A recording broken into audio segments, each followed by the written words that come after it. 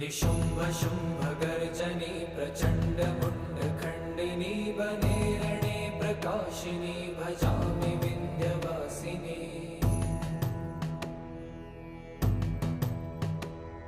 त्रिशूलमुण्डधारिणी धराविघातहारिणी गृहे गृहे निवासिनी भजामि विन्ध्यवासिनी।